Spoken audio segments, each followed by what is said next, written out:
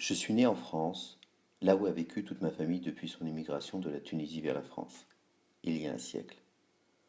Je m'appelais précédemment Alain Driet, Driet provenant du nom Dray, que les processus administratifs ont modifié avec le temps. Depuis mon immigration en Israël en 2006, j'ai repris le nom original, je m'appelle désormais Eli Dray.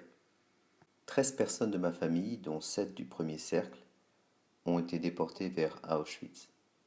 Mon père, un de ses frères, ses 3 sœurs, son père et l'épouse de son père. Mon père, Victor Driet, fut déporté à Auschwitz en 1944. Il fut rescapé comme le furent sa sœur Esther et son frère Jacques. De l'expérience de mon père, il me reste des échanges et un petit livret sur lequel il avait noté les faits et dates de tout ce qu'il avait vécu. Agrégeant ces éléments à d'autres, le présent témoignage vous propose de visiter la vie de la famille Driet depuis son installation en France jusqu'à la déportation. Je ne prétends pas prendre ici le rôle de l'écrivain, mais uniquement celui de l'artisan de la plume, qui essaye de retranscrire ce qu'il sait dans le respect de la mémoire de ceux qui ont connu, vu et vécu. Il m'est difficile de parler à la place des autres, mais c'est le sort de ceux qui vivent en prolongement de ceux qui sont partis.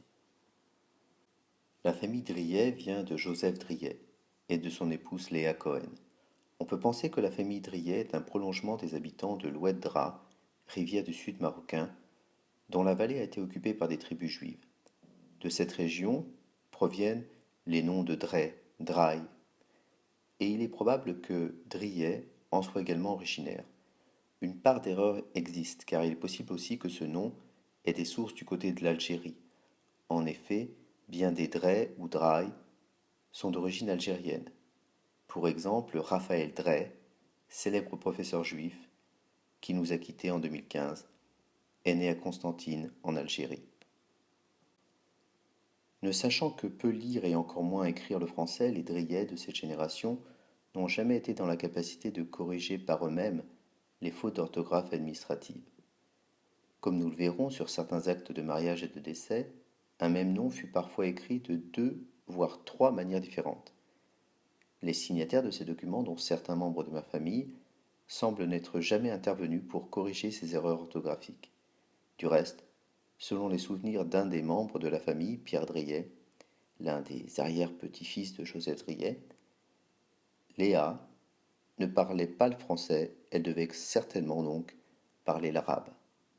Quoi qu'il en soit, pendant les quelques années au cours desquelles Pierre a connu son arrière-grand-mère, celle-ci parlait la langue universelle, celle de l'arrière-grand-mère qui fait le bonheur de la famille par sa vivacité et ses pâtisseries. Dans les souvenirs de Pierre, il y a aussi les moments d'émotion, où il revoit cette vieille dame pleurant de joie à regarder vivre tous ses enfants.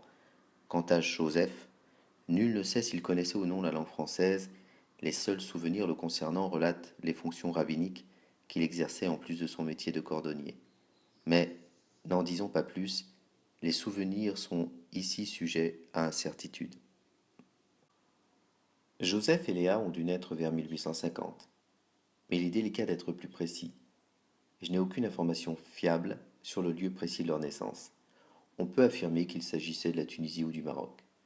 Selon mes sources orales, Joseph serait mort en Tunisie, ce qui laisse à penser que l'immigration de toute la famille, les enfants de cette union et leur maman, Léa, fut réalisée sans le père. Cette hypothèse est assez vraisemblable, dans la mesure où l'on observera qu'aucun des enfants du couple, pour lesquels il existe des traces administratives visibles, n'est né en France. Entre les années 1850 et 1880, les Driets ont habité rue de la Vieille Poste à Tunis. Il s'agit, paraît-il, d'une maison d'angle aux formes quelque peu arrondies, comportant un rez-de-chaussée et un premier étage. Difficile d'en déduire le niveau social dans lequel vivait le foyer, Joseph et Léa eurent 8 enfants, 6 garçons, Charles, Sadani, Moïse Rai, Élie, Léon et Félix, et 2 filles, Rachel et Félicie. En 1866 naquit Charles Driet, puis la famille s'est agrandie par la venue des autres enfants. L'un d'entre eux, Élie Driet, mon grand-père paternel, est né le 8 juillet 1875 à Tunis. Pourtant stipulée de manière écrite sur de nombreux documents administratifs, cette date ne peut pas constituer une certitude totale, tant les archives de l'état civil tunisien ne sont pas suffisamment riches pour obtenir confirmation sur ce point. On pourra considérer cette date de naissance, du 8 juillet 1875, comme une date d'homologation, dans tous les cas très proche de la date réelle. La famille a commencé son immigration en direction de la France vers la fin du XIXe siècle, certainement vers 1890. Selon mes sources orales, Charles a émigré en premier, dans l'objectif de prendre connaissance du pays et de préparer l'émigration du reste de la famille. Plus de détails pourraient certainement être apportés à cette étude en fouillant les archives nationales et les fichiers de naturalisation. Pour comprendre le contexte lié à cette immigration, un peu d'histoire s'impose et nous invite à regarder le traité du Bardo. Le 12 mai 1881, le gouvernement français et le souverain de Tunisie signèrent un traité au palais de Kassar Saïd, près du Bardo, dans la banlieue de Tunis. Ce traité institua un protectorat de fait de la République française sur la Tunisie. La Tunisie fut contrainte de confier à la France les affaires étrangères, la défense du territoire et la réforme de l'administration.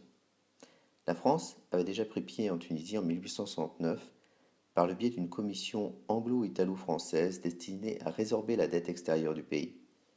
Et au congrès de Berlin de 1878, la France avait obtenu l'accord tacite des autres puissances européennes pour renforcer sa présence en Tunisie, visant à protéger ainsi l'Algérie. En avril 1881, la situation amena la Tunisie à ratifier le protectorat de la France, à l'époque sous le gouvernement de Jules Ferry. Ainsi, 1881 fut certainement un point de départ des migrations de la Tunisie vers la France. Quelle fut la vie des Driais à leur arrivée en France vers 1890? Juifs séfarades, parlant peu le français, élevés dans le respect de la religion hébraïque, loi religieuse pour certainement seul code social et unique culture, on peut imaginer les difficultés qu'ils ont dû affronter. D'autant plus que les années 1880 et 1890 furent celles des années Dreyfus, scandale abominable, accusant faussement le capitaine Dreyfus pour couvrir une affaire d'État, sur fond d'antisémitisme. L'affaire permit à une partie des Français de dévoiler leur nature antisémite. L'histoire leur permit, 50 ans plus tard, de prouver par la collaboration avec les nazis que ce comportement n'était pas le fruit du hasard. C'est dans ces conditions économiques et sociales, dans cette atmosphère discriminatoire, que les Driais ont posé leurs valises en France. C'est certainement par souci de protection de leur communauté que les Juifs de Tunisie se sont installés proches les uns des autres. Il n'est pas surprenant que les Driais furent ainsi voisins des Seknazis et donc des Taïeb. La famille Seknazi est également une famille de Juifs séfarades en provenance de Tunis. L'une des filles de la famille Seknazi, Esther, fut l'épouse de Menachem Chai Taïeb, et Julie Taïeb fut l'un de leurs enfants. Julie Taïeb vint au monde le 8 février 1892, dans la ville de Tunis.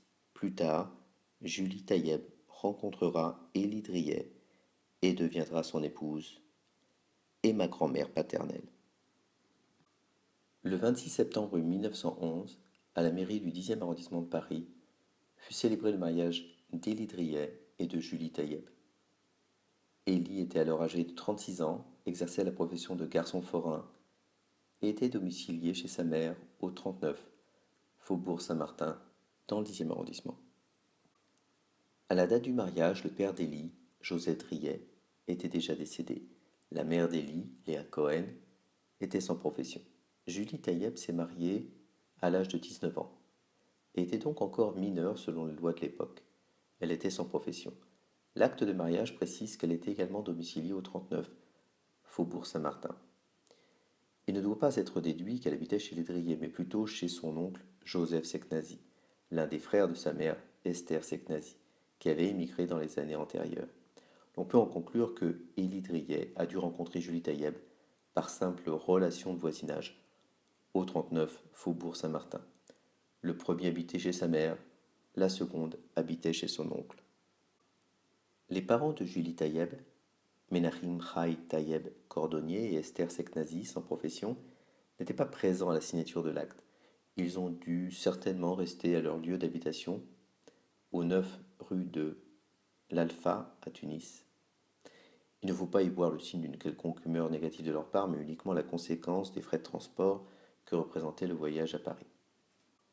En 2015, après avoir retrouvé la trace de la famille Tayeb à Paris, j'ai pu obtenir les photos de Menachem Haït Tayeb et d'Esther Seknazi. Ces photos ont été prises à Tunis, vraisemblablement vers 1915.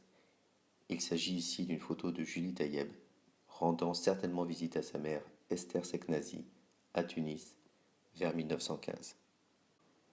Le mariage de Julie Tayeb et de Élie Driet fut célébré en présence de deux témoins, Charles Driet, 44 ans, tailleur, frère de Élie, et Joseph Seknazi, 42 ans, également tailleur, oncle de Julie.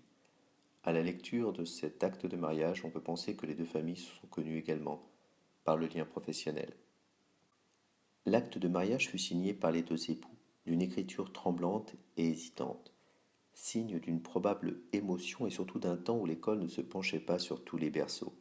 Un an plus tard, le 13 août 1912, à Paris 10e, naissait Esther et Émilie, leur premier enfant. La naissance fut enregistrée au 39, Faubourg Saint-Martin, tout simplement parce que l'accouchement eut lieu à domicile.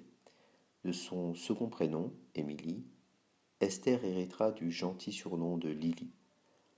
Entre 1913 et 1916, la famille déménagea au 5 rue Paul Lelong, dans le 2e arrondissement, situé à 1 kilomètre du Faubourg Saint-Martin, séparé de ce dernier par la rue de Cléry, qui allait également être leur lieu d'habitation bien des années plus tard. Cette nouvelle habitation était du même type que la précédente, un petit immeuble de l'ancien Paris doté de 4 ou 5 étages, avec un rez-de-chaussée occupé par un petit commerce. Entre-temps, Élie avait trouvé un travail d'employé dans un magasin de vêtements situé sur le boulevard Sébastopol, situé dans le même quartier que son logement. Il est possible que son environnement familial, Charles était tailleur, ainsi que l'oncle de Julie, ait aidé Élie à trouver cet emploi. Julie avait également trouvé un travail en tant que ménagère. Et c'est le 24 décembre 1916, au 15 rue Santerre, dans le 12e arrondissement de Paris, que naquit Victor Driet, mon père. Le lieu de naissance étant différent de celui du domicile, on peut penser que l'accouchement eut lieu dans un hôpital. À regarder la photo de la naissance de mon père, on y voit une maman et une tante tenant une posture sérieuse, bien loin des photos de mariage rafraîchissantes qui ornent les vitrines de nos ateliers de photographie. Les mariés de l'an 2000 se font surprendre dans les jardins en suggérant les moments romantiques des gondoliers de Venise. Les faire-part de naissance aujourd'hui participent de créativité et d'humour. La société a certes beaucoup évolué, mais il serait erroné de considérer ces photos de mariage ou de naissance des années 1910 comme réellement représentatives de l'humeur de l'époque. Il faut plutôt penser que ces instants revêtaient d'une sonorité telle que l'instant figeait les participants comme s'ils étaient trouvés devant leur créateur. À disserter, j'en oublierai de présenter nos invités. Julie Driet, née Tayeb, est à droite, assise, portant mon père dans ses bras.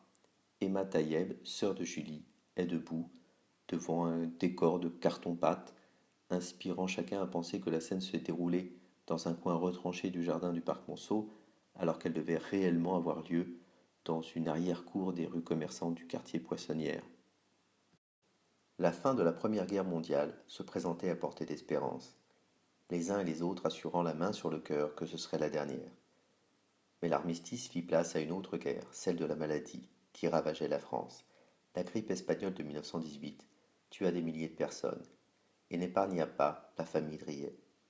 Julie fut atteinte par la maladie et mourut le 9 novembre 1918, avec le bébé qu'elle était sur le point de faire naître. Le décès eut lieu au 47 rue Jacob dans le 16e arrondissement de Paris. Julie fut enterrée dans le cimetière parisien de Pantin le 10 novembre 1918.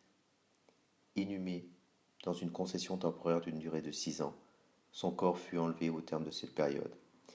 Et la suite m'est inconnue. Il est à noter que l'acte de décès comporte les éléments suivants: des erreurs orthographiques sur le nom Tayeb, sur le nom Driet, et également sur des prénoms. Ainsi, à la date du décès de Julie Tayeb, Élie a deux enfants à élever, Esther, âgée de 6 ans, et Victor, âgé de 2 ans. La famille habitait toujours rue Paul Lelong. Nul ne sait précisément comment la situation familiale a évolué. Il m'a été dit que la famille Tayeb a incité Emma, l'une des sœurs de Julie Tayeb, à épouser Élie. Julie avait d'autres sœurs, dont Marcel et Georgette. mais le destin s'orienta vers Emma. Âgée alors de 20 ans, Emma habitait toujours avec son oncle Joseph. La candeur de son âge fut un élément qui a dû amener Emma à suivre le chemin qui lui avait été indiqué par la famille. Mais la vérité peut être ailleurs, dans le cœur d'Emma, qui, peut-être, battait en secret pour Ellie, et qui ne demandait qu'à s'ouvrir à lui. Toujours est-il que le mariage entre Ellie et Emma arrivait à grands pas. Le 21 août 1919, c'est-à-dire 9 mois après le décès de Julie, Ellie épousa Emma, devant les officiers de l'état civil de la mairie du 10e arrondissement de Paris. À cette date, Ellie exerçait le métier de garçon de magasin. Emma était sans profession. Les parents d'Emma habitaient au 16 avenue de Paris à Tunis. L'acte de mariage comporte des informations étonnantes. Il est dit par exemple qu'Ellie était domiciliée au 39 Faubourg Saint-Martin et non au 5 rue Paul Lelong. Nul ne sait pourquoi l'adresse inscrite fut celle de la mère d'Ellie. Il est également dit que Julie Taïeb décéda le 6 septembre 1918, ce qui est contradictoire avec l'acte de décès de celle-ci. Il ne peut s'agir que d'une erreur. Enfin, il est à noter que Seknazi est écrit Seknaji. La dernière ligne de l'acte de mariage dit ceci: lecture faite, l'époux et les témoins ont signé avec nous, à l'exception de l'épouse ayant déclaré ne pas savoir écrire. Je ne peux m'empêcher d'éprouver de l'émotion pour Emma, jeune fille immigrée, hébergée par son oncle, éloignée de ses parents, ne sachant pas écrire, ayant perdu sa sœur aînée, propulsée par le destin à la responsabilité de 2 enfants et d'un foyer. Le 16 juillet 1922 naquit Jacques-Simon Driet, le premier enfant de l'union d'Élie et d'Emma, et le troisième enfant d'Élie. La naissance fut enregistrée dans la mairie du 12e arrondissement de Paris. Élie avait alors 47 ans et Emma 24. Élie et Emma eurent 3 autres enfants: Madeleine, née le 5 juin 1931, Jean, né le 28 mars 1935, et enfin Suzanne, née le 9 mars 1939. Toutes les naissances eurent lieu à Paris 12e. Lors de la naissance du dernier enfant, Suzanne, Élie avait 64 ans et Emma 41 ans. Ainsi, en 1939, la famille d'Élie Driet comportait 6 enfants. La vie de la famille d'Élie Driet durant les années 1920-1939 m'est quasiment inconnue. Cette période a été marquée par de nombreuses naissances qui a dû apporter son lot de joie et de difficultés, mais les détails me sont inconnus. La famille a continué à habiter dans le même quartier en passant par le boulevard Saint-Denis pour ensuite arriver au 66 rue de Cléry, dans le 2e arrondissement de Paris. Le 66 rue de Cléry est du reste la dernière adresse connue de la famille durant cette période d'entre-deux-guerres. De l'enfance de mon père, j'ai quelques images. Mon père m'avait raconté qu'il apporta une des plus grandes joies à sa famille lorsqu'il reçut le diplôme de certificat d'études. Cela célébrait la première marche sociale pour lui et pour la famille. Il savait lire, il savait écrire et la France lui avait donné ce diplôme. J'ai de l'émotion à imaginer celle de mon grand-père, quasiment illettré et dénudé de tout statut social, à apprendre la grande nouvelle de la bouche de son fils. Selon le témoignage d'Esther, le succès scolaire de mon père fut célébré par un grand repas ayant réuni toute la famille. Je n'ai pas d'autres informations sur le parcours scolaire de mon père, ni sur ceux de ses frères et sœurs. Il est probable qu'ils aient arrêté leurs études assez tôt pour travailler. C'est également proche de cet âge, habillé d'un beau petit costume que le photographe avait dû lui prêter, que la pellicule immortalisa le visage d'enfant de mon père. Vers 1937, mon père Victor, connu pour être relativement indépendant, avait quitté Paris, d'abord pour faire son service militaire, puis pour vivre sa vie d'homme. Si bien que la famille parisienne réunissait Élie, Emma et leurs 5 enfants: Esther, Jacques, Madeleine, Jean et Suzanne. Esther avait construit à cette date une vie personnelle, avec une première union et un premier enfant, Liliane, née en 1935. Et Esther ne vivait donc plus au domicile de ses parents du 66 rue de Cléry. Cet appartement familial était constitué de 2 pièces, d'une cuisine.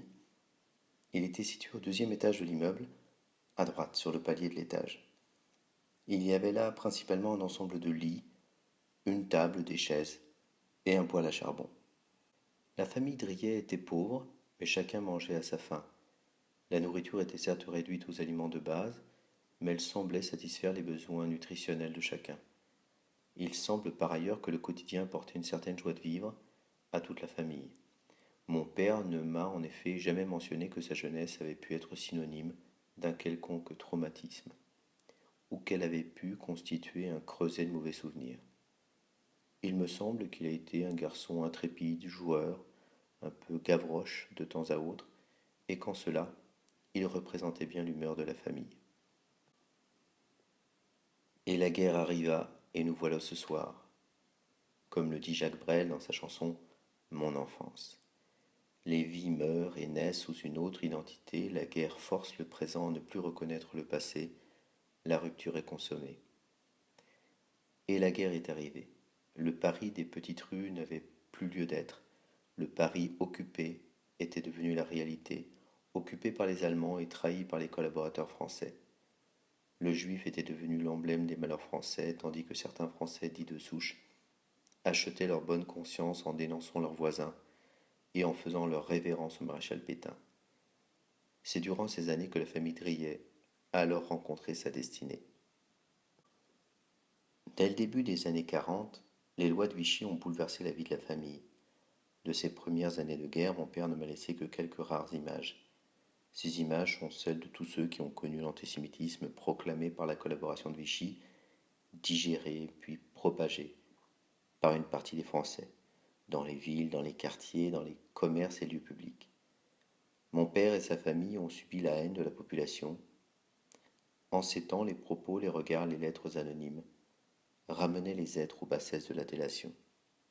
À salir le juif, les dénonciateurs pensaient se laver eux-mêmes de leur propre souillure, des méandres tortueux de leur morale boueuse. À dénoncer le juif, certains décoraient leur orgueil du succès de leur démarche. Certains dénonçaient des voisins, un conjoint, des inconnus, les plus aisés, les plus faibles, par des mots et par un zèle qui étonnèrent les Allemands eux-mêmes. Vivre comme un pestiféré banni de tous, sauf des braves chez qui il restait un ciment d'humanité. Mon père m'avait expliqué cela avec ces mots. En mai 44, Jacques travaillait dans le magasin de vêtements Rafale, situé à Paris. En tant que juif, il fut interpellé, sur son lieu de travail, par la milice française, suite à une dénonciation.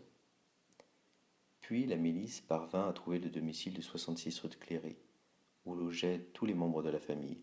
Élie, Emma, Madeleine et Suzanne furent donc arrêtés. Il faut imaginer les yeux de Suzanne, âgée de 5 ans, devant l'intervention de la milice. Esther était alors en visite chez ses parents et fut donc également arrêtée. Quasiment à la même date, semble-t-il un peu avant, mon père Victor, habitant alors dans le Vaucluse, fut également arrêté. J'ai reçu un témoignage m'indiquant qu'il était à l'époque mécanicien automobile.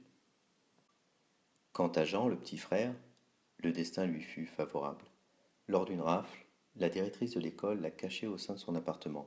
Ainsi épargné par la rafle, âgé de 9 ans, Jean fut pris en charge par des amis, qui avaient une maison dans un village éloigné, en pleine campagne, où il resta jusqu'à la fin de la guerre.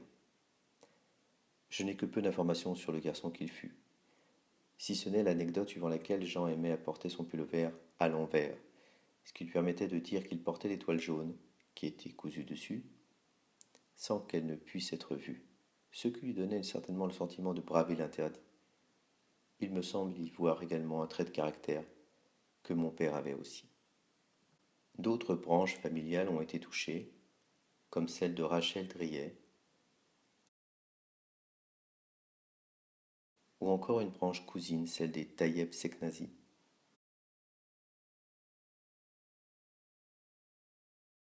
À ma connaissance, les autres branches familiales ne furent pas touchées, comme la branche de Moïse Rai Drillet, frère d'Élie, qui a réussi à échapper à la déportation en quittant Paris dès 1940. Citons qu'un membre de la famille rejoignit en 1941 l'armée de De Gaulle depuis la Tunisie. Dans le début de la guerre, la famille de mon grand-père avait certainement songé à fuir, mais l'argent manquait. Élie et Jacques travaillaient comme employés dans les magasins de vêtements, sous la bénédiction de leurs employeurs qui eurent le courage de les garder, bravant ainsi la terreur instaurée par l'État. Les revenus de la famille ne permettaient pas l'exil, si bien que pendant les années 40-44, la famille fut restreinte à survivre en restant à Paris, en attendant patiemment, dans l'espoir de meilleurs jours. La crainte était permanente. et le danger partout présent. Esther avait déjà failli être déportée en 1943. Elle était en promenade avec sa fille et fut arrêtée par la police française. Elle expliqua qu'elle était de nationalité française, ce qui sembla suffire aux policiers pour la laisser libre. Mais le scénario fut différent ce mois de mai 1944. Ainsi, Élie, Emma, Esther, Victor, Jacques, Madeleine, Suzanne furent donc amenés à Drancy en mai 1944. Je donnerai plus de détails sur le parcours précis de mon père dans un instant. Élie, Emma, Esther, Madeleine, Suzanne arrivèrent à Drancy le 21 mai. Mon père arriva à Drancy le 18 mai 1944 et en partit le 20 mai. Si bien qu'il ne vit pas le reste de la famille, sauf s'agissant de son frère Jacques. En effet, pourtant arrêté en même temps que ses parents et que ses trois sœurs, Jacques fut envoyé à Drancy le 19 mai 1944. Mon père eut donc l'occasion de retrouver son frère à Drancy pour une journée. Le 20 mai 1944, mon père fut déporté par le convoi 74 en direction d'Auschwitz. Le 30 mai 1944, Élie, Emma, Esther, Jacques, Madeleine et Suzanne furent déportés par le convoi 75 en direction d'Auschwitz. Mon père ayant mis par écrit dès la fin de la guerre quelques éléments de son épopée, il me permet aujourd'hui de raconter son histoire. J'ai encore en mémoire ce petit livret de mauvais papier, complété par une couverture cartonnée de couleur noire, le tout contenant une vingtaine de pages écrites au crayon à papier.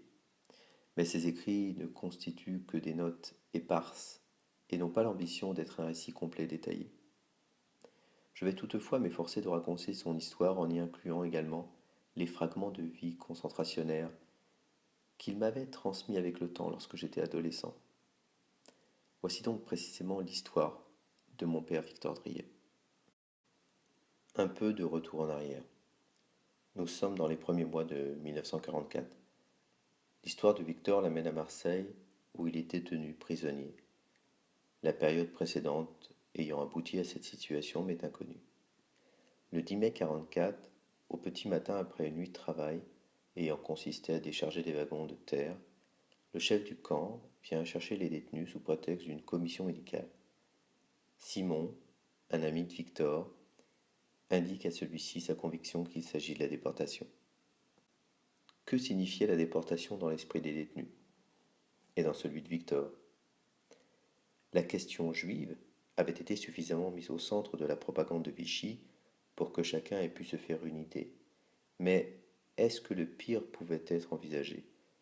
Probablement pas. Même Victor, relativement lucide quant à la gravité de la situation, veut croire à une suite supportable des événements. La rumeur du débarquement allié est présente, les Américains sont déjà bien installés en Italie, les Russes avancent. Victor reste confiant dans l'idée que la guerre ne peut plus durer très longtemps. Donc, d'une certaine manière, l'on peut dire qu'il accepte d'affronter son sort, considérant qu'il estime limité dans le temps, et se refuse donc à immédiatement tenter une évasion qui, si elle échouait, signifierait la mort. Peu de gens croyaient au pire. Rien dans l'histoire du monde ne pouvait constituer une référence fidèle à ce que les nazis avaient décidé de mettre en œuvre. L'homme normal ne sait pas que tout est possible, comme l'écrivit après la guerre l'écrivain David Rousset. En ce mois de mai 1944, il est donc dans tous les esprits que l'armée allemande n'est plus invincible. Déjà, le 4 mars 1942, le général de Gaulle avait clamé que l'heure de Clémenceau allait advenir, rappelant ainsi la fin de la Première Guerre mondiale qui donna la victoire à la France et à ses alliés. Alors Victor garde confiance, surmonte sa peur et s'exhorte à trouver en lui les forces pour affronter toute situation, conscient d'une certaine manière de vivre un moment unique de l'histoire de l'humanité. Certains s'affaiblissent dans la nervosité, d'autres dans la folie. D'autres encore restent totalement naïfs et ignorent tout de la question juive. Parmi les déportés de son convoi, certains croient qu'il ne s'agit uniquement de transport de prisonniers destinés à travailler en Allemagne. D'autres, à leur arrivée à Auschwitz, demanderont où se situe le parc pour enfants dont ils avaient entendu parler. Revenons donc à cette matinée du 10 mai 1944, dans le camp de Marseille. Vers 9 heures, 2 civils de la Gestapo, avec quelques SS, ainsi que le représentant des formations de travailleurs étrangers, arrivent. 86 hommes sont mis dans 2 camions, avec les bagages. Les prisonniers sont ensuite conduits à la prison des Pommettes. À l'ouverture des grilles, un peloton de gardes allemands se présente et fait aligner les détenus au mur. Cris et gestes théâtraux des gardiens. Puis les détenus sont envoyés en cellule à raison de 3 par cellule. L'un des compagnons de Victor affiche une peur de tous les instants et provoque même, par ses excès, un certain amusement contenu de ses codétenus. La nourriture est distribuée aux détenus, pain et margarine. Les détenus disposent toujours de leur papier d'identité et peuvent encore croire à un statut de simples prisonniers de guerre. À la matinée du 3e jour se présente le garde avec la fiche signalétique de Victor et demande à celui-ci de sortir de la cellule. Victor descend dans la grande cour et passe à la fouille. On lui enlève tout ce qu'il détient jusqu'au moindre grain de tabac et il réussit à planquer 1 000 francs. Avec environ 75 autres détenus, il est conduit dans une grande cellule, ici que des juifs. La réalité du système commence à se dévoiler d'elle-même. Les rations sont maigres et tous les détenus sont affaiblis par le manque d'air. Dans l'après-midi, un garde se présente pour prendre des détenus en vue de les affecter à une corvée à l'extérieur. Victor se porte volontaire dans l'objectif d'être à l'air frais. Une équipe de détenus est constituée avec seau et pelle. Vers 18 heures, de son groupe de 15 personnes, l'un d'entre eux manque à l'appel.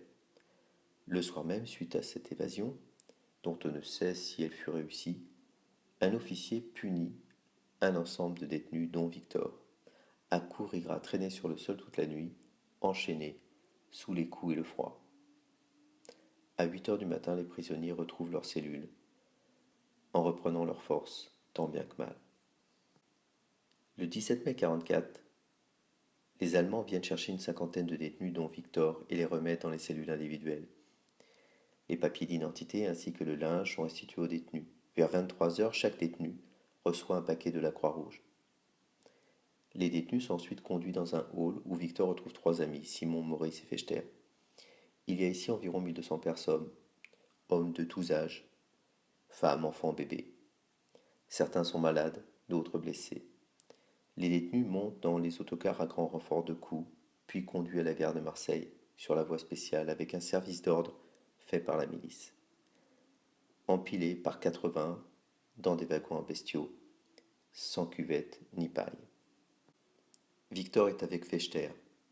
Il fait la connaissance des 2 frères Palombo qui habitent Avignon et qui sont décidés à s'enfuir avant la fin du voyage. À minuit, le train démarre. Vers Martigues, les 2 frères profitent d'un ralentissement du train et s'échappent. À cause d'un imbécile, Victor ne profite pas de cette occasion, mais convient avec Fechter d'attendre un moment plus propice pour tenter une évasion. Victor projette de sauter du train lorsqu'il passera dans une zone qui lui est plus familière, et pourquoi pas à proximité de son domicile au Pontet.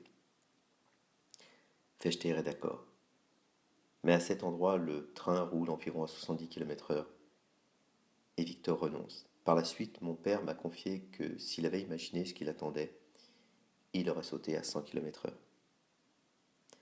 À Orange, le train ralentit, un camarade saute et est tué par un rafale de mitraillette. Et le voyage se poursuit. Le 18 mai 1944, le train roule toujours et s'approche de Paris. Les détenus souffrent terriblement de la soif et du manque de place. Victor fait passer une lettre pour ses parents, dans l'espoir insensé que celle-ci arrive à bon port. À 22 heures, le train arrive à Drancy. Le lieu est sale, mais la nourriture est plutôt bonne. Pain et soupe à volonté. Les premiers contacts avec les autres détenus laissent à penser que les détenus seront envoyés en ghetto, en France ou en Allemagne, dans le respect de la légalité internationale. Très tard dans la nuit, les détenus se couchent. Le 19 mai 1944, après une nuit longue de 3 heures, les détenus sont fouillés, contrôlés, questionnés. Après cette séance de quarantaine, Victor part pour un building de passage. La nourriture du midi est très correcte, qualité peut-être résultant du travail de l'Union des Juifs de France.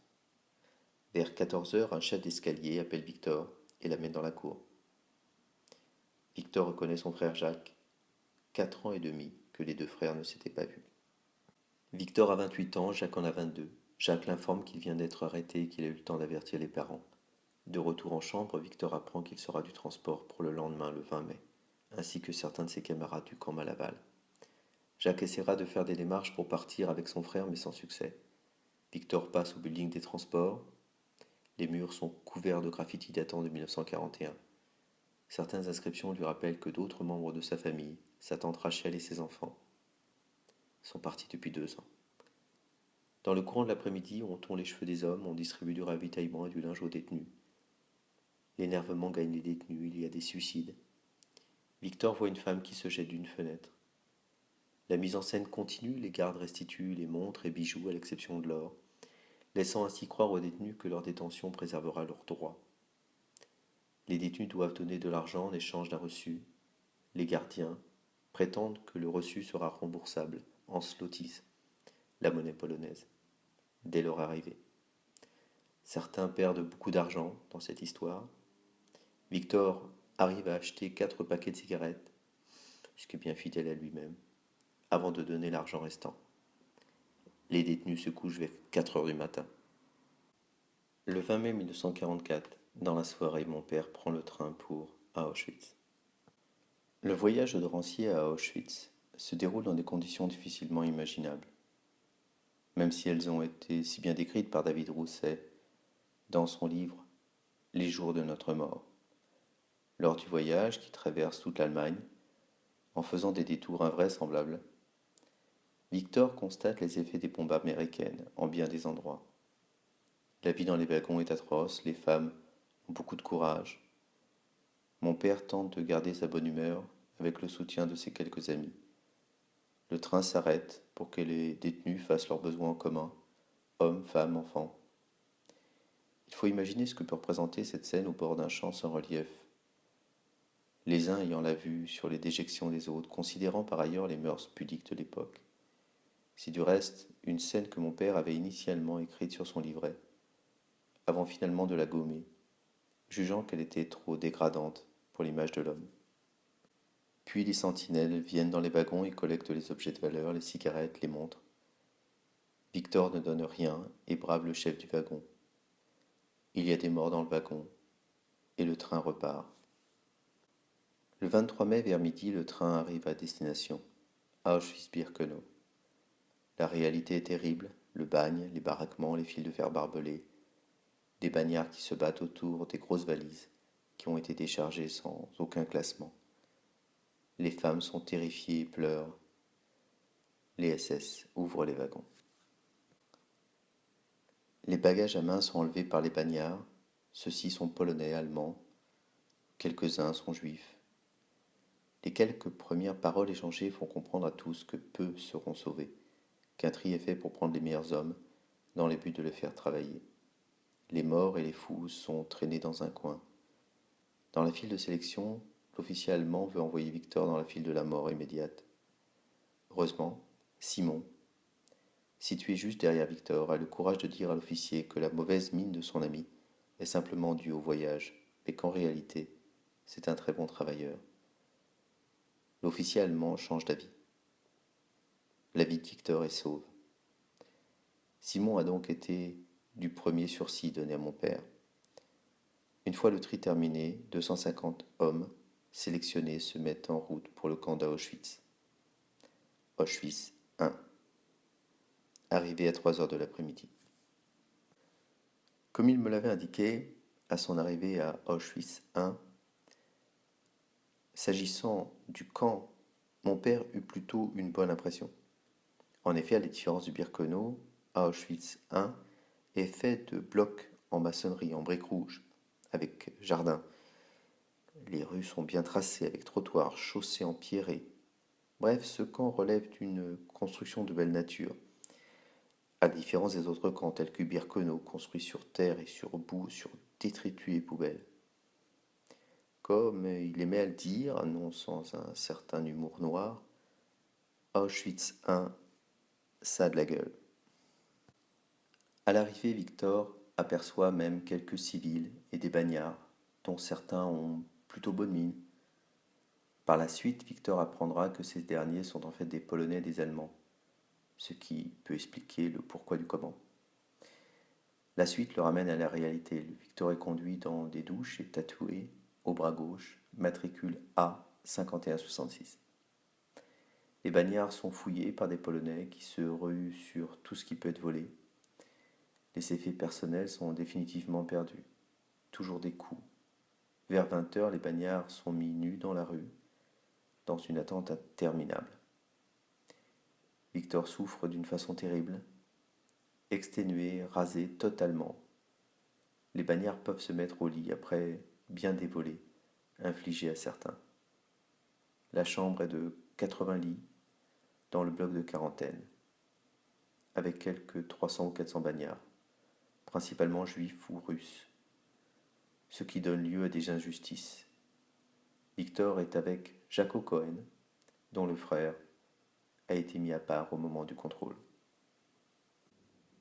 Beaucoup d'anciens codétenus du camp Malaval sont là également. Victor est maintenant propriétaire d'un complet de bagnard, d'une chemise et d'un caleçon, chaussé de mauvais sabots et coiffé d'un béret à rayures. Il se promet de tout faire pour garder son moral et son sang-froid, en toute occasion. En ce jour du 26 mai 1944, la quarantaine se poursuit. Des appels interminables, des injustices pour la répartition de la nourriture, des coups, des sanctions sans aucun motif, des nuits passées au garde à vous. Victor est convaincu qu'il faut se méfier de tout et de tous. Des chefs de bloc, des capots, des proéminents, des Polonais et même des Juifs.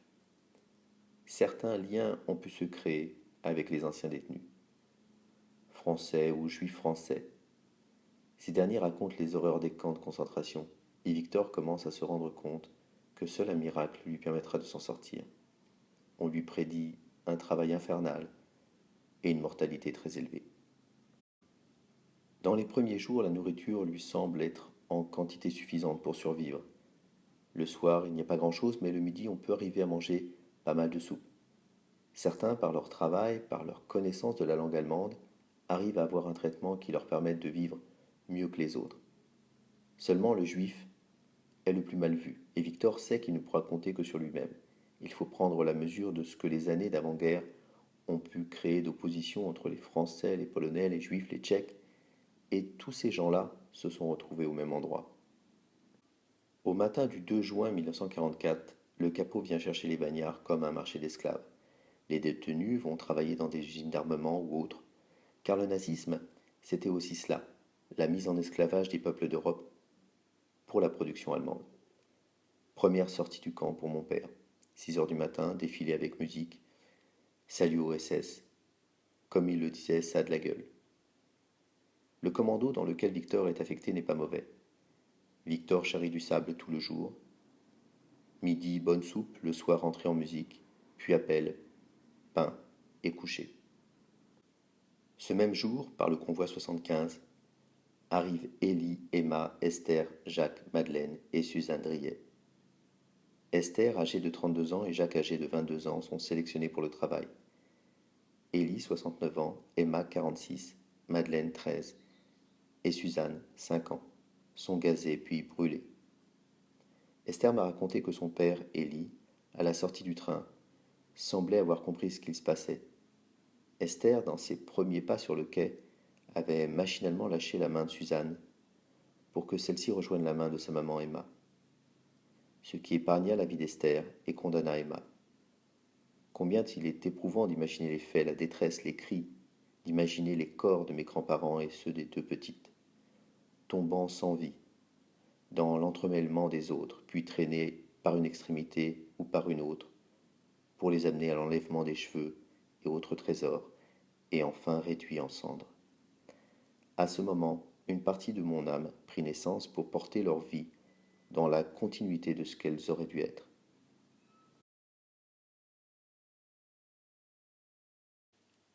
Le lendemain, Victor tombe sur un sale commando. Le travail consiste à répandre de la chaux sur un terrain labouré. Il y a des coups sans arrêt. Les caïds se plaisent à faire toutes les brimades possibles.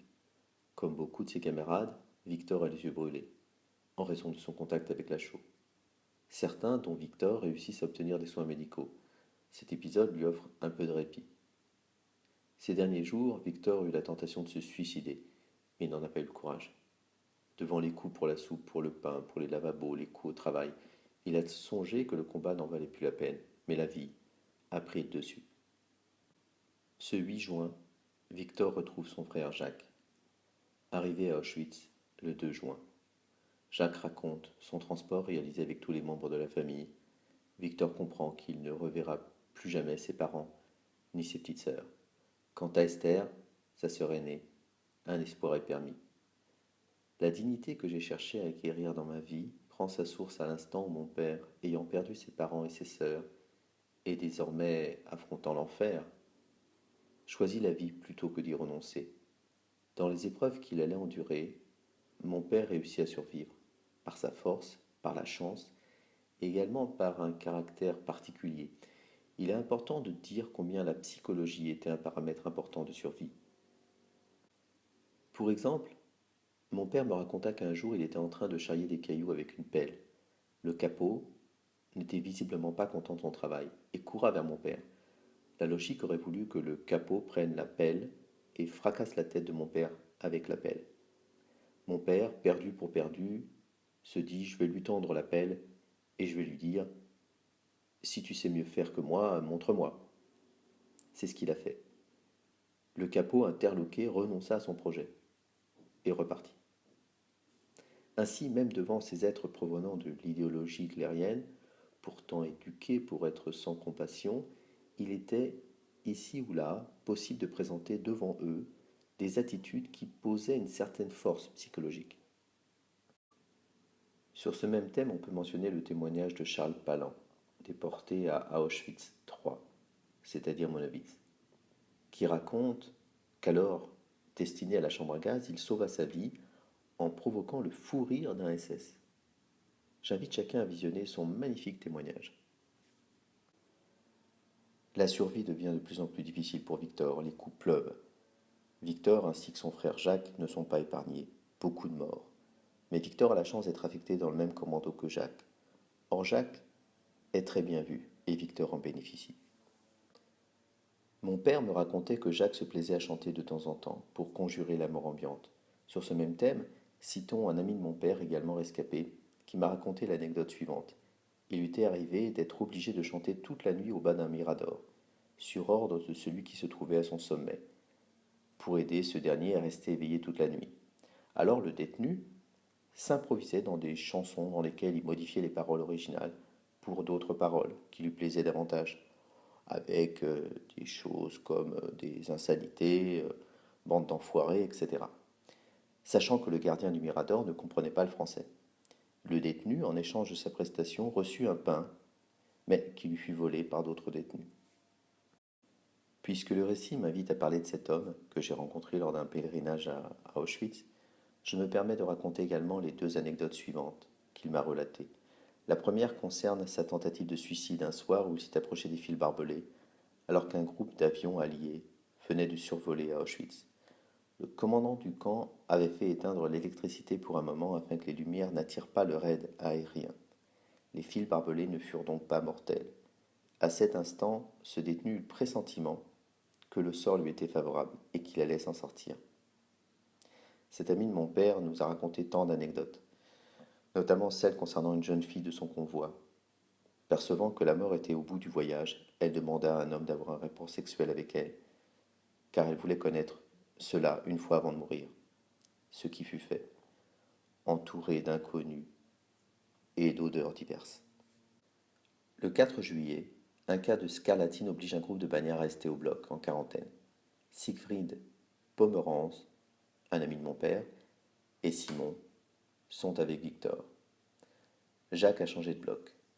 Pas de travail pour 15 jours, mais presque pas de nourriture et la folie gagne certains.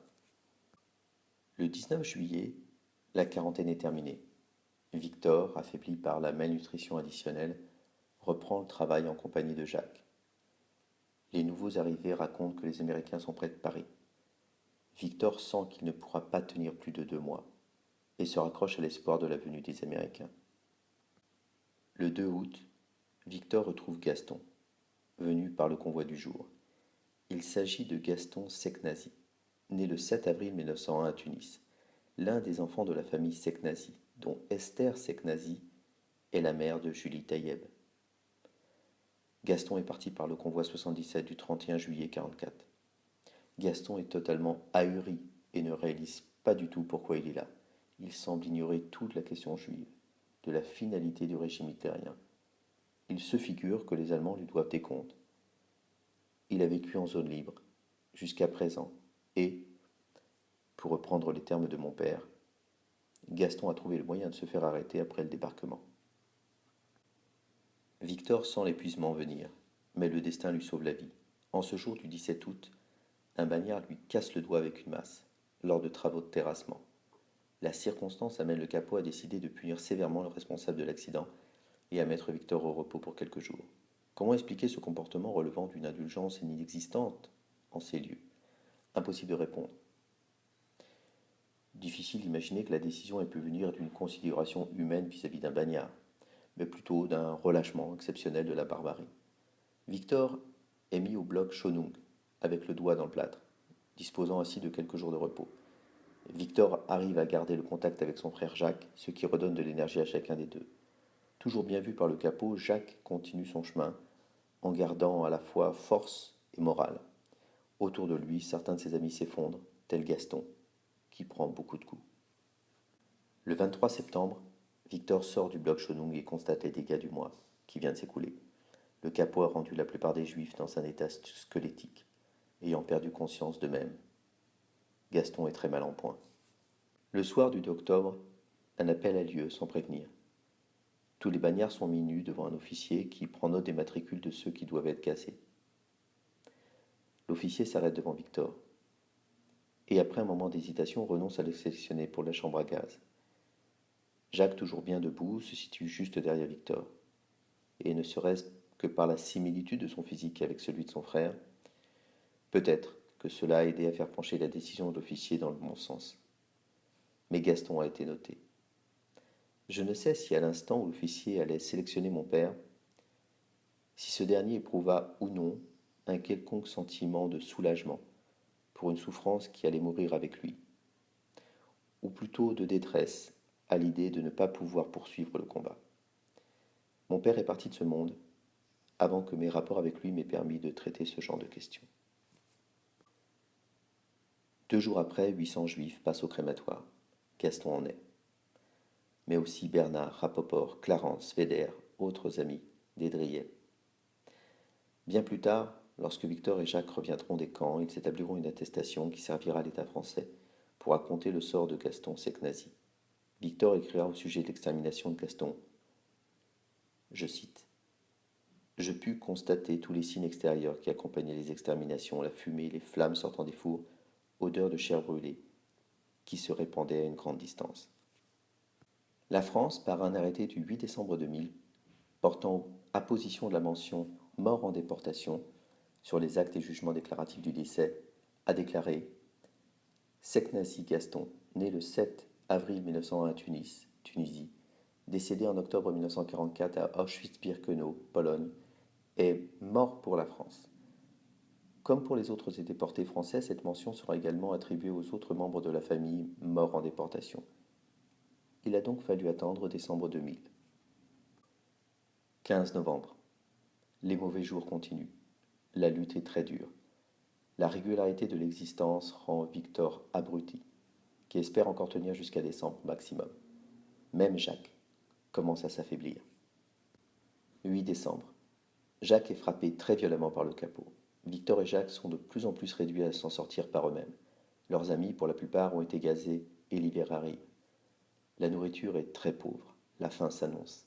La survie se résume à des acrobaties continuelles pour se tenir aux branches. Le destin se présente une nouvelle fois pour modifier le cours des choses. Le 10 décembre, le capot des pompes commando vient chercher une équipe de bagnards. Jacques se porte volontaire, Victor est de la partie. Si bien qu'un groupe de 30 personnes partent ainsi habillés de neuf pour la Tchécoslovaquie, pour retirer des bombes non éclatées, et 2 SS seront aux commandes. Tout le monde prend le train et arrive à Téchine. Les bagnards sont mis en cellule et reçoivent un pain par personne, ainsi que 4 parts de margarine et de saucisson. Un gueuleton inestimable, en faveur de ceux qui avaient été sélectionnés pour ce travail. Vu les risques de l'opération, les SS ne s'approchaient pas trop des Bagnards, au grand soulagement de ces derniers. Or Jacques et Victor faisaient preuve de dextérité dans les opérations de déminage. Qui aurait pu l'imaginer?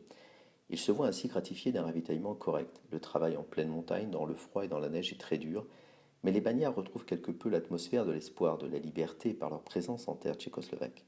Et ils ont quelques liens avec la population tchèque. Du reste, mon père me disait que les Tchèques ont été très accueillants. Du reste, l'histoire montrera que ces derniers ont aidé à la libération de nombreux prisonniers. Mais les organismes sont mis lourdement à contribution. Le travail se fait à main nue, en bras de chemise, par -25, et la terre est gelée. Ayant toujours une personnalité relativement hors du commun, Jacques continue de chanter, de temps à autre, ce qui suscite un certain étonnement de son entourage, et même de la part des SS. Le 25 décembre, Auschwitz est bombardé. Le commandant est reconstitué pour enlever les bombes non éclatées. Un froid horrible, un travail terrible. Début janvier 45, Jacques part en Haute-Silésie pour déterrer des bombes. Victor, quant à lui, travaille au Bohof, où il crève de faim et de froid. Mais à voir ces femmes qui charrient des briques par ce temps, Victor continue à vouloir rester debout. 17 janvier 1945, ce soir après l'appel, Victor apprend que les Russes sont à quelques kilomètres et que le camp risque d'être évacué. Effectivement, vers minuit, quelques commandos sont désignés pour partir. Victor est dans le coup et va devoir se séparer de Jacques. Ici s'arrête l'histoire que je connais de Jacques. Il survécut jusqu'à l'armistice, après être passé par les camps de Grossrosen, Buchenwald et Dachau, à sa sortie d'Auschwitz. Esther survécut également à la déportation, après avoir fait Birkenau, où elle passa 6 mois, matricule A7103, et fit la connaissance de la femme politique Simone Veil. Puis elle fit Bergen-Belsen et Theresienstadt.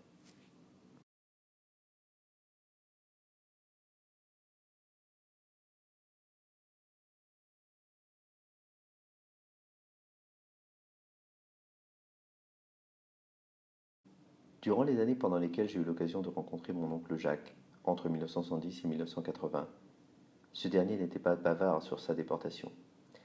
Et j'étais très jeune pour me soucier du sujet. Mes dernières tentatives pour obtenir un témoignage de sa part n'ont pas abouti. Il semble qu'il ait fait le choix de ne vivre que l'instant présent, et je ne lui en fais pas grief. Profitons pour noter que la base de données de Yad Vashem, base mondiale des données de l'Holocauste, comporte quelques erreurs à son sujet. Jacques et Esther Drier furent bien rescapés des camps, contrairement à ce qu'il est indiqué. Le lendemain, le 18 janvier, à 10 heures du matin, les Bagnards reçoivent du linge et de la nourriture, et prennent la route. Certains déportés, dont la maladie les vouait à mourir dans de brefs délais, ou ayant réussi à se cacher profitant de la désorganisation générale, et dont la chance leur fit éviter les dernières exécutions sommaires des SS, ont pu échapper à leurs bourreaux, et ont été libérés par les Russes, fin janvier, dont Primo Levi. Difficile pourtant de parler de libération, car de ceux qui étaient encore en vie, 80% allaient mourir dans les jours et semaines à venir. Sur la route de l'évacuation, des files d'évacués civils, des convois militaires. Les Bagnards sont étirés sur plusieurs kilomètres. Tous les 6 mètres, un SS à gauche, un SS à droite, des chiens. Les Bagnards marchent en file par 5, sans aucune pause. La marche est très pénible et rendue dangereuse par la neige qui est gelée. La nuit est arrivée et la marche continue. C'est une véritable catastrophe. Les gens tombent de fatigue, s'écroulent et sont abattus par les SS. Les enfants tombent les premiers. Victor reste debout, mais tient comme un automate. Après environ 55 km et 26 heures de marche, Victor ainsi que tous les rescapés arrivent au camp de Gleiwitz. De cette marche survivra également Simone Veil. Mais il y a eu beaucoup de morts. Victor a la joie de retrouver Simon, Maurice et Pomerantz.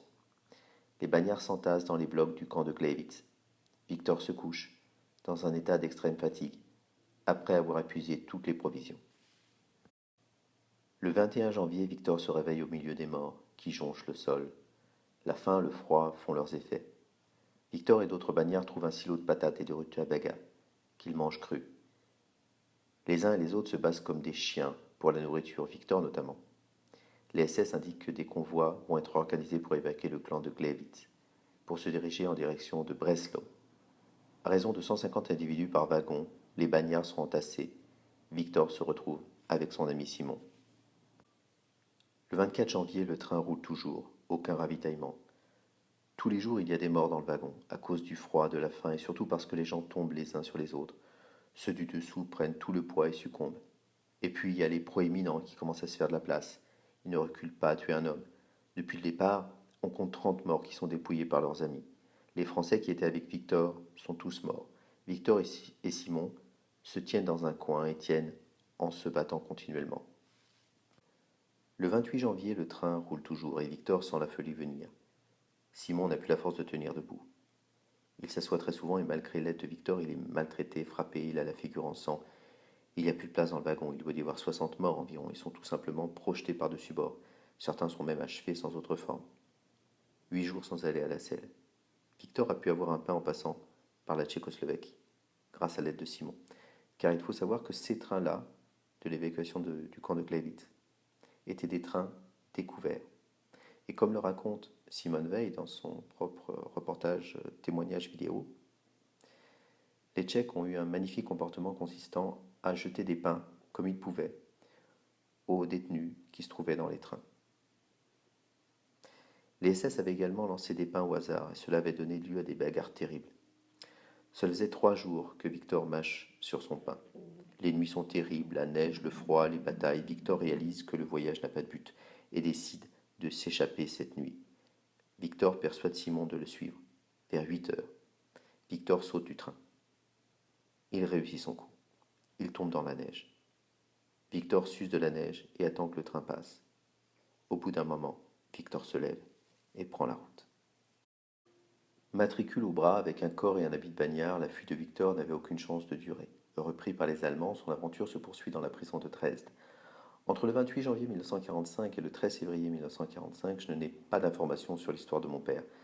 Détenu à la prison de Dresde, Victor s'attend à être exécuté à chaque instant. C'est là que Victor fait la rencontre du docteur Chauvenet, qui, à la sortie de la guerre, écrira un livre qui s'appelle Une expérience de l'esclavage, faisant mention de cette rencontre.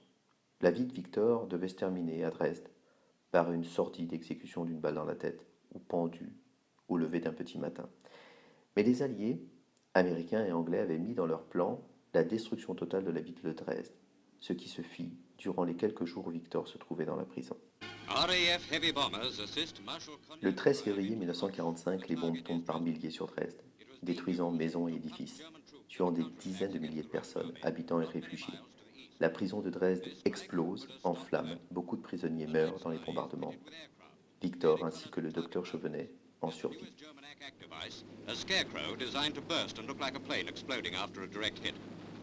Static electrical discharge caused by intense cold mars these magnificent bombing shots.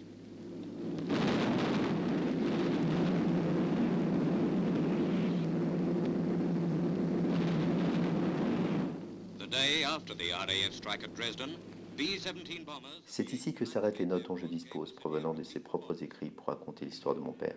Pour appréhender la suite de l'histoire, nous pouvons nous référer aux échanges de lettres entretenus entre mon père et le docteur Chauvenet dès la fin de la guerre. Les voici. En juillet 1945, mon père écrivait au docteur Chauvenet. Ce dernier a écrit un livre racontant sa propre expérience de la prison de Dresde, de sa rencontre avec mon père, et mis leurs échanges de courrier en annexe. Le docteur Chauvenet décrit la vie dans la prison de Dresde. Je cite. Il y avait là un peu de tout, quelques visages sans intérêt apparent et quelques types attirant l'attention. Très peu de Français, en dehors de Padan et de moi. Pour la plupart des STO arrêtés pour marché noir ou propos anti-allemands. Un juif, arrivé après moi, attira particulièrement mon attention.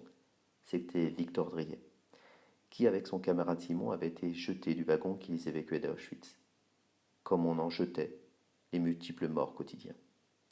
Leur visage était impressionnant, même pour nous, et on y lisait l'horreur des choses indicibles. Par ce passage de ce texte, il apparaît que Simon a bien également sauté du train qui évacuait les bagnards de Glavitz. Son parcours a donc continué en parallèle avec celui de mon père.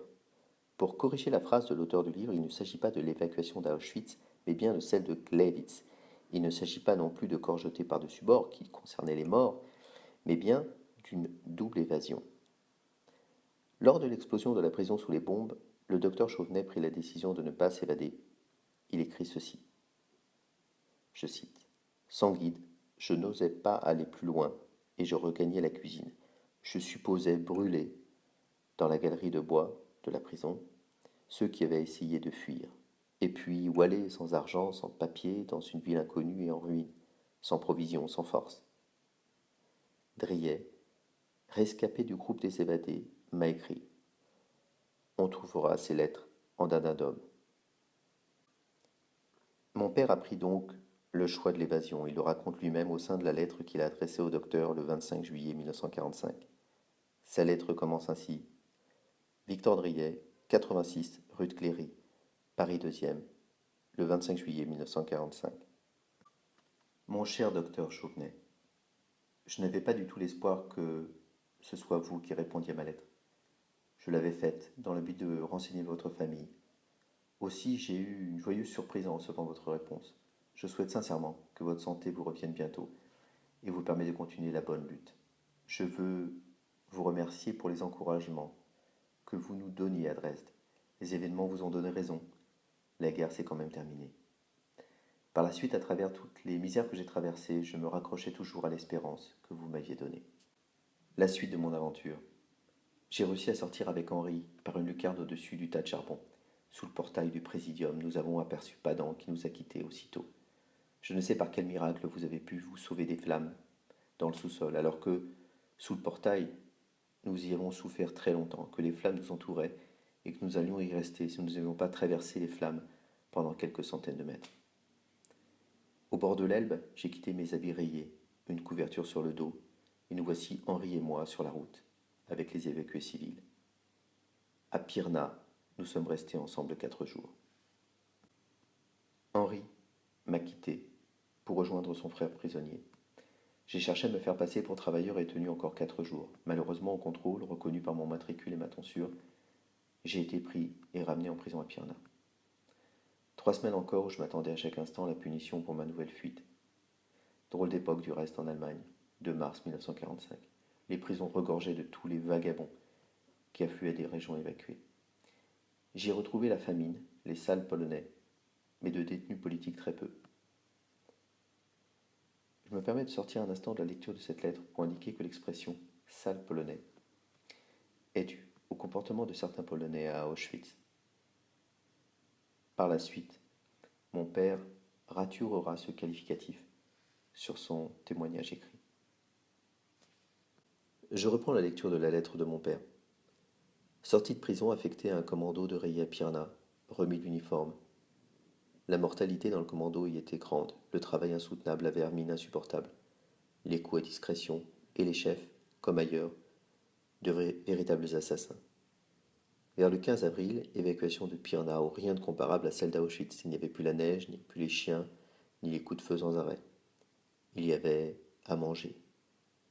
Malgré cela, il nous a été dur pour aller jusqu'à Leimritz en 4 jours. Le soir de notre arrivée, les Juifs ont été sommés de se présenter pour partir en transport. Je me suis encore caché. Et je me suis affecté à un transport de 3000 Ariens pour l'évacuation qui commençait le lendemain. Nous avons été délivrés dans le sud tchèque, après 17 jours de transport le 8 mai. Transport que vous avez certainement dû connaître. 80, 90, dans des wagons ouverts, très peu de nourriture, des coups, des brimades continuelles, très souvent des exécutions sommaires. Je vous signale que les Tchèques civils nous ont soutenus énormément. Ce sont eux également qui nous ont sauvé la vie en sabotant la voie et en intimidant nos SS. Quelques jours après, rencontré les Américains, j'ai retrouvé la France depuis près de 2 mois. Je n'ai pas embrassé la terre comme je l'imaginais. D'autres soucis nous attendent déjà. Mon jeune frère de 10 ans a été accueilli par des voisins quand mes parents ont été arrêtés. Mon frère de 22 ans, qui était avec moi à Auschwitz, a pu s'en tirer après avoir fait Grosshausen, Buchenwald, Dachau. J'ai eu le bonheur de le retrouver ainsi que ma sœur aînée, rescapée également de Birkenau, Bergen-Belsen, Theresienstadt. Mais dans quel état? De mes parents, de mes 2 petites sœurs, aucun espoir, sauf celui qui n'ait pas eu conscience de leur sort. Notre logement retrouvé vide de son contenu, la santé très déficiente, mon travail, la chance d'une modeste place d'employé de bureau au dernier échelon. Mais tout cela importe peu, mon cher docteur, je suis plus heureux que d'autres, J'ai les souvenirs, les uns horribles, les autres pleins d'espoir, en la loyauté, en l'amitié de bien des amis. Je n'ai plus de nouvelles de Simon, pas d'Henri. En me relisant, je m'aperçois que je vous en dis plus que je n'aurais voulu. C'est peut-être la première fois qu'il m'arrive d'en dire tant. Il est vrai que vous êtes un de ceux qui avaient vu. Dans l'espoir d'avoir le bonheur de votre rencontre un jour, je vous prie de croire, monsieur Chauvenet, à mes sentiments très chaleureux. Victor Driet. Après Auschwitz, il y a donc eu Clausewitz, puis une évasion du train, puis Dresde, puis Pirna. On retrouve également dans les archives internet une trace de mon père au plan de Flossenburg, en Allemagne. Certes, Pirna et Flossenburg étaient deux camps liés dans leur organisation.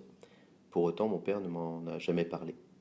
Il semble bien que son parcours final ait été Dresde en Allemagne, puis Pirna en Allemagne, puis évacuation vers Leimritz en Tchécoslovaquie, jusqu'à la libération dans le sud tchèque. Dans les archives nationales, il est indiqué que Victor Driet fut libéré à Vélézine par les partisans tchèques le 8 mai 1945 et rapatrié à Paris le 24 mai 1945. Victor trouva refuge chez sa tante Georgette Taïeb, sœur de sa maman Julie Taïeb, qui a échappé à la déportation et qui habitait au 86 rue de Cléry, raison pour laquelle la lettre destinée au docteur Chauvenet porte mention de cette adresse. En 2015, j'ai retrouvé la trace de la famille de Georgette Taïeb, dont les enfants habitent à Paris. Par la suite, la famille se réinstalla au 66 rue de Cléry. Le propriétaire de l'appartement avait donné un accord pour poursuivre la location de ce dernier à la famille Driet.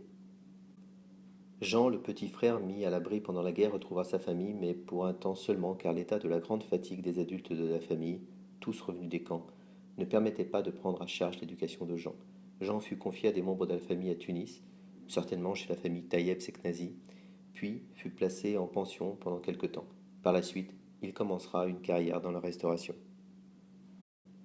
Esther retrouva ses deux enfants, Michel et Liliane, qui avaient échappé à l'arrestation et que la nourrice avait gardés sous sa protection pendant les mois où leur maman était en déportation. Esther se remaria en 1947 et eut d'autres enfants, dont une fille nommée Sylviane. Esther poursuivit sa carrière professionnelle dans le domaine de la couture, et c'est du reste ses talents de couturière qui avaient aidé Esther à survivre à l'épreuve des camps. Jacques se maria en 1948 et poursuivit sa carrière de commercial à Paris. Quant à mon père, dès juin 1945, il trouva un travail en tant qu'employé dans une usine de chocolat et de confiserie, comptant plusieurs centaines de salariés. L'entreprise Foulon, du nom de son créateur, rue de la Réunion à Paris. En 2005, par le biais de sa fille Sylviane, j'ai rencontré Esther. Elle finissait sa vie dans une maison de retraite de la région parisienne. Je n'ai pas souvenir de l'avoir rencontrée par le passé. Âgée de 93 ans, elle était assez alerte, mais avait perdu une partie de ses souvenirs. Elle est décédée peu après. Mon père fut donc sauf de la déportation. Combien de circonstances ont croisé son destin pour qu'il en soit ainsi? Ne faut-il pas y lire autre chose que de simples circonstances? Parfois je relis son histoire concentrationnaire et en essayant de percevoir l'homme qu'il fut. J'imagine les blocs, les barbelés, les bagnards, mais m'est-il possible de percevoir le reste? L'odeur, la peur, la pourriture, l'abandon, les lieux que certains témoins ont qualifiés d'anus du monde. Je reste sans voix à revivre comme je le peux l'instant où, dans la prison de Dresde, le regard du docteur Chauvenet rencontra celui de mon père. Comme il l'écrivit, le docteur il eut l'impossible horreur, une épouvante dépassant ce que sa propre expérience concentrationnaire pouvait définir. Qu'y avait-il dans ce regard?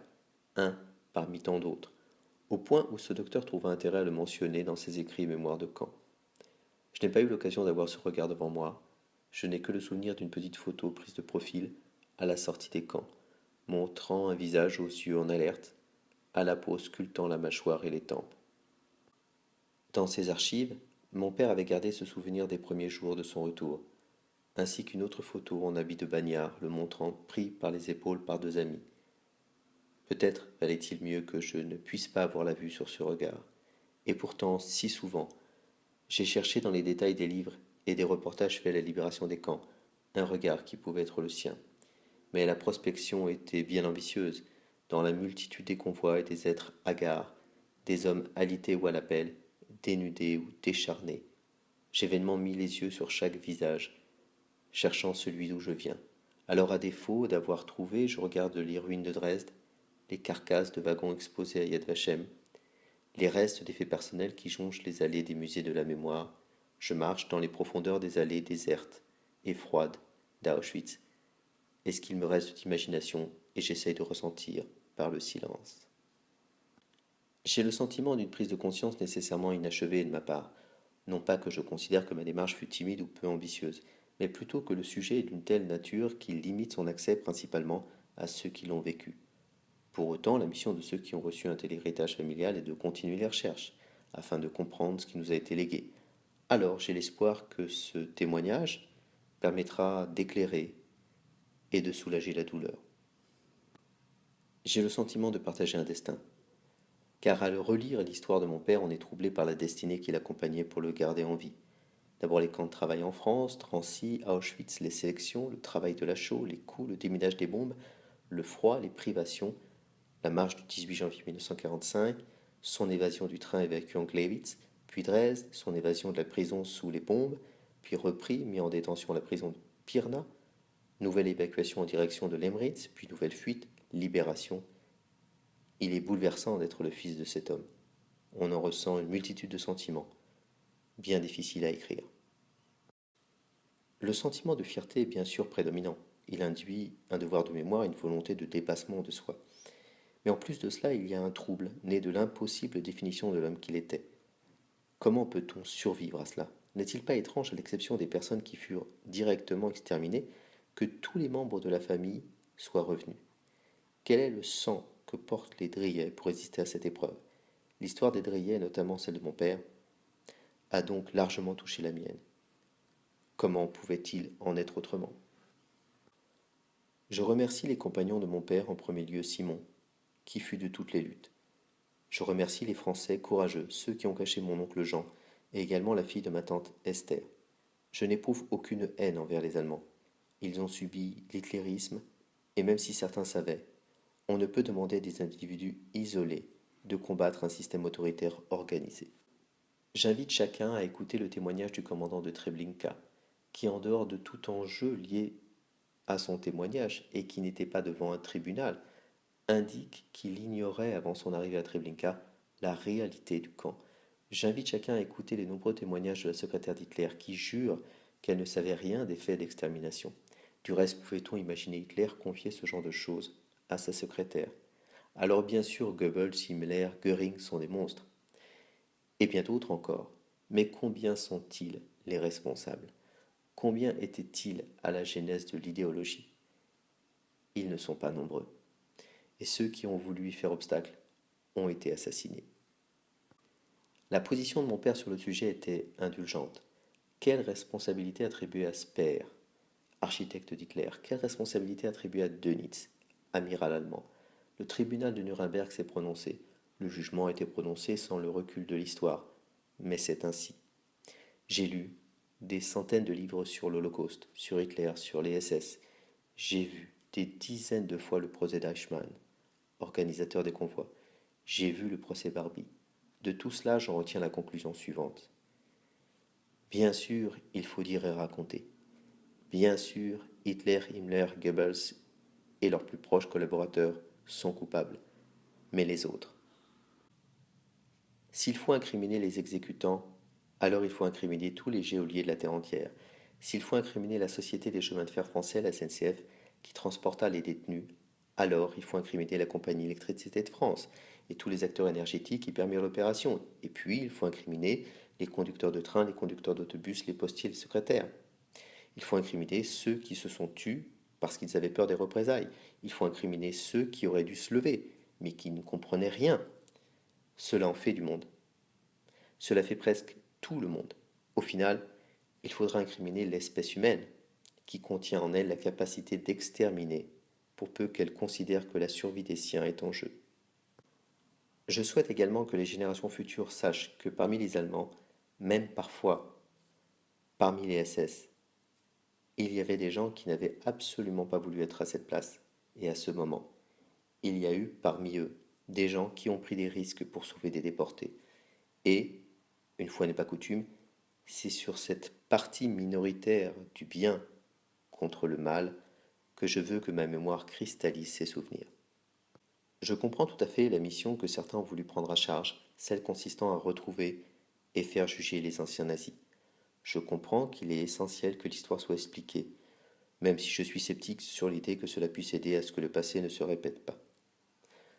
Pour autant, me concernant, je considère qu'il faut mesurer le poids que le passé peut avoir sur les nouvelles générations. Car, à trop vouloir sonder le gouffre, il peut arriver de tomber dedans. Merci.